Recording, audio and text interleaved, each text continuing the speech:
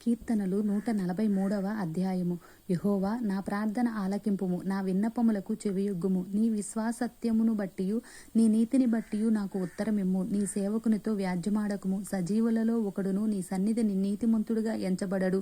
శత్రువులు నన్ను తరుముచున్నారు, వారు నా ప్రాణమును నేల పడగొట్టుచున్నారు. చిరకాలము కిందట చనిపోయిన వారితో పాటు గాఢాంధకారములో నన్ను నివసింపచేయుచున్నారు. కావున నా ఆత్మ నాలో కృంగియున్నది, నాలో నా హృదయము విస్మయమొందెను. పూర్వదినములు జ్ఞాపకమును చేసుకొనుచున్నాను, నీ క్రియలన్నీయు ధ్యానించుచున్నాను. నేను నీ చేతుల పని యోచించుచున్నాను, నీ తట్టు నా చేతులు చాపుచున్నాను. ఎండిపోయిన భూమి వలె నా ప్రాణము నీ కొరకు ఆశపడుచున్నది.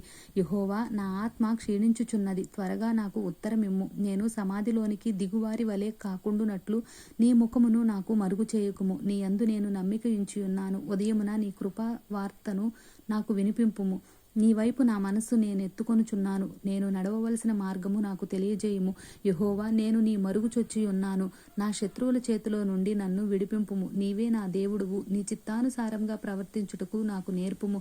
దయగల నీ ఆత్మ సమభూమి గల ప్రదేశమందు నన్ను నడిపించునుగాక. యెహోవా, నీ నామమును బట్టి నన్ను బ్రతికింపుము.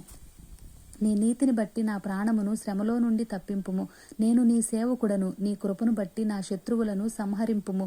నా ప్రాణమును బాధపరుచు వారందరినీ నశింపచేయుము. ఆమేన్.